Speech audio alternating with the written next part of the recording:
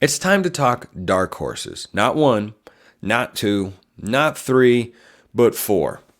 The number of consecutive championships the Heatles appeared in, but they won just the two, of course. So, in every league, you got those teams that are frisky when it comes to contending for the title, and the odds market reflects that.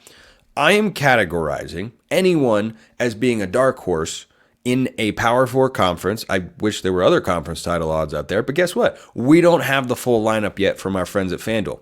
Can't wait for when we do, though. So, a dark horse is anyone whose conference championship odds before the year are plus 1,000 or higher. Let's start in the Big Ten. USC. I mean, the odds are plus 2,300 that the Trojans win the Big Ten. I've discussed this multiple times before here on the show. Allow me to run through for those who are new here. Thanks so much for stopping by the channel, by the way. Lincoln Riley is going into year 3. He just had his worst season ever as a coach and beat the team that was the runners-up in the ACC with a backup quarterback.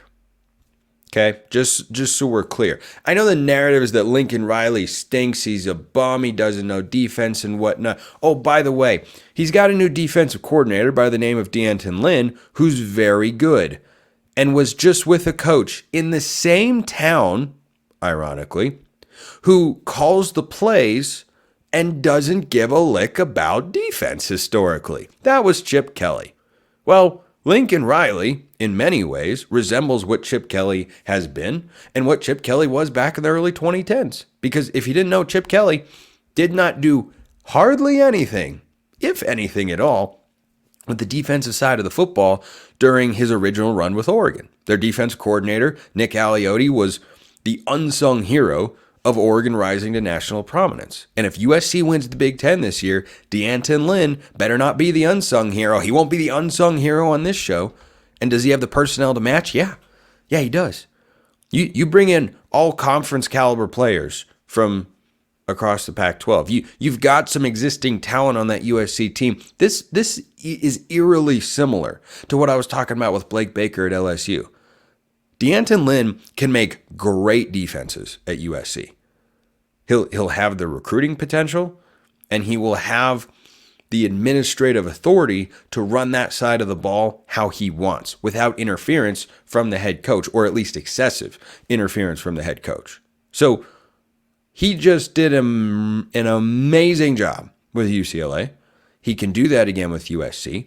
His best defense probably won't be in year 1. Maybe it'll be 2 or 3. But is it going to be noticeably better than last year? Yeah, it is.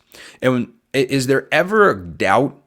Does anyone ever actually question whether or not Lincoln Riley is going to be able to, score points? I don't question that. Plus 2,300. The FanDuel betting odds, just so we're all aware here, in the Big Ten, go like this: Ohio State plus 155, Oregon plus 250, Michigan plus 460, Penn State plus 600, USC plus 2,300. That caliber, that qualifies as a dark horse in my view, so I'll take USC in the Big Ten. Let's go to the SEC. Let's go to the SEC, where the Missouri Tigers SEC title odds are plus 1,500. Again, we're talking dark horse candidates here. Is Missouri going to sneak up on anybody like they did last year? No, they're not. Their win total. Do you know what Missouri's win total is? I'm just checking to see if it's shifted here, because last I looked, it was 9.5. Oh, look, it's still 9.5. The Missouri Tigers. You know what makes Missouri such a fascinating dark horse player in the SEC? They returned their head coach and their quarterback. Now, they lost their defensive coordinator. Don't love that. Do you know how many teams in the SEC returned both their head coach and their quarterback from the previous season? It's few and far between. Now, one of them is the Florida Gators. And am I very high on Florida? Not particularly. Their schedule's brutal. Their quarterback's just okay. Their roster is solid, but it's not near the top of the SEC. But Florida brings back their coach and quarterback, and Missouri does, and Ole Miss does, and go up and down. Texas does, and oh yeah, that's it. that is it. I can't forget Georgia, of course. Georgia brings back their head coach and quarterback. It's not a very common thing in this world of college football. You can go around and look at the national title contenders, the teams with the lowest national championship odds. Georgia, same coach and quarterback. Ohio State, different. Texas, same. Oregon, different. Alabama, different. LSU, different. Those are your top 6. 4 of them have got either a different coach or a different quarterback.